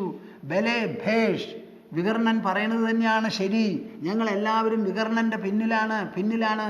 ദ്രൗപദി സ്വതന്ത്രയാണ്, ദാസി ആയിട്ടില്ല, ഈ അഭിപ്രായമാണ് ശരി ശരി ശരി എന്ന് എല്ലാവരും പറഞ്ഞു. സൗബലം ചാഭിനിന്ദതാം. അതേ സമയത്ത് ഈ ദുശകുനി, ഒരു ശകുനി ഉണ്ടല്ലോ, ആ ശകുനി ആ കുരുത്തക്കേട് മുഴുവൻ ഉണ്ടാക്കിയത്. ആ ശകുനി ചോദിച്ചത് തെറ്റ്, പണയപ്പെടുത്തിയത് തെറ്റ്, അത് കേട്ട് യുധിഷ്ഠിരൻ പ്രവർത്തിച്ചതും തെറ്റ്. വികർണൻ പറയണത് തന്നെയാണ് ശരി, തന്നെയാണ് ശരി. സദസ്സ് മുഴുവൻ കുലുങ്ങി അങ്ങോട്ട് വികർണനെ സപ്പോർട്ട് ചെയ്തു. കേൾക്കുന്നുണ്ടോ നിങ്ങൾ? എന്നാൽ സപ്പോർട്ട് ചെയ്തപ്പോൾ ഉടനെ ആരെങ്കിലും ഒരു തീരുമാനമെടുത്ത് ദ്രൗപദിയെ വിടാൻ തയ്യാറുണ്ടോ? ഇല്ല. പാവം ആ പിടിയിൽ കിടന്ന് പൊളയ. ഇതാണ് അവിടെ നടക്കുന്നത്. അപ്പം കർണൻ വികർണൻ പറഞ്ഞത് കേട്ടു, സഹിച്ചില്ല. വികർണൻ പറഞ്ഞാൽ, ചെറുപ്പക്കാരൻ പറഞ്ഞാൽ എനിക്ക് പറയാനില്ലെന്നോ, ഞാൻ ഉപായപ്പെട്ടവനാണോ? കർണൻ വളരെ ശക്തിയുക്തമായി തൻ്റെ അഭിപ്രായം പ്രകടമാക്കുന്നു. ഏകോ ഭർത്താ സ്ത്രീയാ ദേവൈഃ വിഹിതഃ കുരു നന്ദന ഇയം ത്വനേകവശകാ ബന്ധകീതി വിനിശ്ചിത അസ്യാഹ സഭാം ആനയനം ന ചിത്രമിതി മേ മതിഃ ഏകാംബരധരത്വം വാപ്യഥ വാഭി വിവസ്ത്രത. കടന്നുപോയി. ഇങ്ങനെയുമുണ്ടല്ലോ സന്ദിഗ്ധാവസരങ്ങളിൽ സംസാരിക്കാൻ മനുഷ്യര്. ആരുടെ നാവും പണയത്തിലല്ല, ആർക്കും എന്തു വേണമെങ്കിൽ പറയാം. ക്രൂരത എന്ന് പറയുന്ന ഏണിയിലും കോണിയിലും കയറാൻ പുറപ്പെട്ട മനസ്സ് അങ്ങേ അറ്റം വരെ ഉച്ചാണി വരെ കയറും. ധർമ്മത്തിൽ കയറാൻ പുറപ്പെടുകയാണെങ്കിലോ അതിലും അങ്ങേ അറ്റം വരെ കയറും. ഈ മനസ്സ് വല്ലാത്തൊരു വിരുദ്ധനും വികൃതിയാണ്, എവിടെ വേണമെങ്കിൽ ചെന്ന് കയറും. ഏകോ ഭർത്താ സ്ത്രീയാ ദേവൈഃ വിഹിതഃ കുരുനന്ദന. പുരുഷന്മാർക്ക്, ക്ഷത്രിയന്മാർക്ക് ഒന്നിലധികം വിവാഹമാകാം എന്ന് പറഞ്ഞാൽ എന്താ? ഒരു പുരുഷന് അനവധി വിവാഹം. ഇപ്പൊ കൃഷ്ണൻ 16,008 കല്യാണം കഴിച്ചതിൽ ഒരു തെറ്റുമില്ല. ഇവരൊക്കെ കൃഷ്ണനെ കല്യാണം കഴിക്കണം എന്ന് ആവശ്യപ്പെട്ടു പോയവരാ. ക്ഷത്രിയന്മാരുടെ ഇടയിൽ പുരുഷന്മാരെപ്പോഴും കുറവാ, യുദ്ധത്തിൽ മരിച്ചു പോകുമല്ലോ, സ്ത്രീകളുടെ സംഖ്യ കൂടുതലാ. അപ്പം ഏത് സ്ത്രീക്ക് ആരെ വേണമെങ്കിൽ വിവാഹം കഴിക്കാം. അപേക്ഷിച്ച് വന്നാൽ നിരസിക്കരുത് എന്നൊരു പ്രമാണം ശാസ്ത്രം വരെയുണ്ട്. എന്നാൽ അത് ക്ഷത്രിയന്മാർക്ക് മാത്രമേ ഉള്ളൂ. പക്ഷേ ഒരു കാര്യമുണ്ട്, പുരുഷന്മാർക്ക് അനവധി സ്ത്രീകളെ വിവാഹം കഴിക്കാമെന്നുണ്ട്. ഒരു സ്ത്രീക്ക് ഒന്നിലധികം ഭർത്താക്കന്മാരാവാം എന്നില്ല. ഏകോ ഭർത്താ സ്ത്രീയാ ദേവൈഹി വിഹിത കുരുനന്ദന. അല്ലേ കുരുനന്ദന, വികർണ, നീ നല്ല പോലെ മനസ്സിലാക്ക്. സ്ത്രീകൾക്ക് ഒരൊറ്റ ഭർത്താവേ നമ്മുടെ ദേവന്മാർ വിധിച്ചിട്ടുള്ളൂ, ശാസ്ത്രം വിധിച്ചിട്ടുള്ളൂ. ഈ എംതു അനേകവശക. നമ്മുടെ മുൻപിൽ ദുശാസന്റെ പിടിയിൽ പുളയുന്ന ഈ സ്ത്രീ ഉണ്ടല്ലോ, ആര്? ദ്രൗപദി. ആ ദ്രൗപദിക്ക് എത്ര ഭർത്താക്കന്മാരാ? 5 5 ആളുടെ കൂടെ ഒരുമിച്ച് പെരുമാറുന്ന ഈ സ്ത്രീയാണ്. അപ്പൊ ഇയം ത്വനേകവശക ബന്ധകീതി വിനിശ്ചിത. അപ്പൊ അവളെ ഒരു കുലസ്ത്രീ എന്ന് കണക്കാക്കാൻ പാടില്ല. അവൾ ആരാ? ബന്ധകിയ, വേശ്യയാണ് അവൾ. ഒന്നിലധികം പുരുഷന്മാരുടെ അടുത്ത് പോകുന്ന ആരായാലും ആ ആൾക്ക് പേര് വേശ്യ എന്നാണ്. അങ്ങനെ വേശ്യയായിരിക്കുന്ന ഒരു സ്ത്രീക്ക് എന്ത് മര്യാദയും മാനവുമാണ് നമ്മൾ കൊടുക്കേണ്ടത്? സർവ്വമാനവും കളഞ്ഞു കുളിച്ചിട്ടാണല്ലോ ഈ വേശ്യാവൃത്തിക്ക് പോണത്. ആ സ്ത്രീക്ക് പിന്നെ തനിക്ക് എന്തു ആവാം, ബാക്കിയുള്ളവരൊന്നും ചെയ്യരുത് എന്ന് പറയുന്നതിൽ അർത്ഥമുണ്ടോ? അപ്പം ആ സ്ത്രീയെ ഇവിടെ പിടിച്ചു വലിച്ചു കൊണ്ടുവന്നതിൽ ദുശാസനൻ ഒരകൃത്യവും ചെയ്തിട്ടില്ല. അസ്യാഹ സഭാം ആനയനം ന ചിത്രമിതി മേ മതിഹി. എൻ്റെ സുചിന്തിതമായ അഭിപ്രായം മേ മതിഹി. ഈ സഭയിൽ, തുറന്ന സഭയിൽ ദുശാസനൻ മുടിക്ക് പിടിച്ചു വലിച്ച് കുലുക്കി ഇവിടെ കൊണ്ടുവന്നതിൽ ഒരു തെറ്റുമില്ല, അതിലൊരു വിചിത്രതയുമില്ല. ഇങ്ങനെ വലിക്കേണ്ടി വന്നത് എന്തുകൊണ്ടാ? ഞാൻ വരില്ല എന്ന് പറഞ്ഞ് ശഠിക്കുന്നത് കൊണ്ട്. ഒരു പോലീസുകാരൻ കള്ളനെ പിടിക്കാൻ ചെന്നാൽ ആ കള്ളൻ എതിർത്ത് കഴിഞ്ഞാൽ പോലീസുകാരൻ എന്ത് വേണം? ഇയാളുടെ എതിർപ്പ് സഹിക്കില്ല, അതുകൊണ്ട് ഞങ്ങൾ മടങ്ങിയെന്ന് പറഞ്ഞാൽ നിങ്ങൾ സമ്മതിക്കോ? സമ്മതിക്കില്ലല്ലോ. ആ ആളെ പിടിക്കണം എന്നുള്ളതാണ് കാര്യം. പിടിക്കാൻ എന്ത് വേണോ അത് പ്രയോഗിക്കും. വിളിച്ചു വന്നില്ല, ഞാൻ ദാസിയല്ല എന്ന് പറഞ്ഞു ഓടാൻ തുടങ്ങി. അപ്പോൾ ദുശാസനൻ പിന്നാലെ ഓടി. ആദ്യമായിട്ട് കിട്ടിയത് ഇങ്ങനെ പറക്കുന്ന മുടിയാ. ആ മുടി കയ്യിൽ പിടിച്ച് വലിച്ചിട്ടാണ് കൊണ്ടുവന്നിരിക്കുന്നത്. അതിലെന്താണ് തെറ്റെന്നാ ചോദിക്കണേ? ഈ സഭയിൽ കൊണ്ടുവരുന്നത് എന്തിനാ? ആ സ്ത്രീയുടെ ചോദ്യം എന്താണെങ്കിലും ചോദ്യം ചോദിക്കാൻ അവൾക്ക് അവകാശമില്ല. ചോദിക്കേണ്ടത് അവളാണ് ചോദിക്കുന്നത്. ആ ചോദ്യം സഭയിൽ വന്ന് ചോദിക്കട്ടെ എന്ന് പറഞ്ഞു. അത്രയെങ്കിലും മര്യാദ ദുര്യോധനൻ അനുവദിച്ചു കൊടുത്തുല്ലോ. സഭയിൽ വന്ന് ചോദിക്കട്ടെ, സഭയിൽ മറുപടി പറയട്ടെ എന്നുള്ളൊരു മര്യാദയെങ്കിലും ചെയ്തു. അത്രയും ആവശ്യമില്ല, എന്നാലും ചെയ്തുല്ലോ. അതും കൂടി കൂട്ടാക്കാതെ വന്നപ്പോൾ ആ സ്ത്രീ വന്നു. ഇനി നിങ്ങൾ പറയും ഏകാംബര, ഒരു വസ്ത്രമേ ഉള്ളൂ എന്ന്. അവൾക്ക് ഒരു വസ്ത്രം ഉണ്ടെങ്കിൽ എന്താ, വസ്ത്രം ഒന്നുമില്ലെങ്കിൽ എന്താ? കേൾക്കണുണ്ടോ നിങ്ങൾ? ഏകാംബരധരത്വം വാപ്യഥവാപി വിവസ്ത്രത. ഒരു വസ്ത്രത്തോടു കൂടി, ഞാൻ രജസ്വലിയാണ്, എനിക്ക് ഒരു വസ്ത്രമേ ഉള്ളൂ, അതുകൊണ്ട് അഥമാ എന്നെ കൊണ്ടുപോകരുത്, ശരിയല്ല എന്ന് അവൾ പറഞ്ഞാലും നമ്മളത് പരിഗണിക്കേണ്ട ആവശ്യമില്ല. നമ്മൾ എന്ത് പറഞ്ഞോ അത് അനുസരണശീലത്തോടു കൂടി അനുസരിക്കുക എന്ന് പറഞ്ഞാൽ നമ്മൾ മിണ്ടില്ല. ഒരു യജമാനനെ പ്രകോപിപ്പിക്കുന്നതായ ഭൃത്യോ ആരായാലും യജമാനൻ അത് കണ്ട് മിണ്ടാൻ്റെ കൈ കെട്ടിയിരിക്കണം, അവരുടെ കാക്കൽ വീഴണം എന്നാണോ നിങ്ങൾ പറയുന്നത്? യജമാനം എന്നുള്ള പദവിക്ക് എന്താണ് അർത്ഥം? ആലോചിച്ച് നോക്കൂ. ഏകാംബരധരത്വം വാപ്യഥവാപി വിവസ്ത്രത. നഗ്നയായിട്ടാണ് കൊണ്ടുവന്നതെന്നുണ്ടെങ്കിലോ ഒരു വിരോധമില്ല. ഒരു വസ്ത്രമെങ്കിലും ഉണ്ടല്ലോ. തലമുടിക്കല്ലേ കിടന്ന് പിടിച്ചുള്ളൂ, ഇപ്പോൾ കൈ പിടിച്ചിട്ടില്ലല്ലോ. അപ്പം എന്താ അപ്പം അതിൽ തെറ്റ്? തലമുടിയിൽ പിടിച്ചാൽ ആ തലമുടിയിൽ പിടിച്ചു എന്നുള്ള ആ സെൻസേഷൻ തലയ്ക്ക് പോകാൻ വിഷമാണ്, വലിക്കുമ്പോഴേ ഉള്ളൂ. ഇപ്പം നഖത്തിൻ്റെ തുമ്പൊക്കെ മുറിച്ചാൽ നമുക്കൊരു സെൻസേഷനും ഉണ്ടാവില്ലല്ലോ. കൈയും കാലും ഒന്നും കിടന്ന് പിടിച്ചിട്ടില്ല. അപ്പം എന്താണതിൽ തെറ്റെന്നാ ചോദിക്കണേ. ഏകോ ഭർത്താ സ്ത്രീയാ ദേവൈഹി വിഹിത കുരുനന്ദന ഇയം ത്വനേകവശക ബന്ധകീതി വിനിശ്ചിത അസ്യാഹ സഭാം ആനയനം ന ചിത്രമിതി മേ മതിഹി ഏകാംബരധരത്വം വാപ്യഥവാപി വിവസ്ത്രത.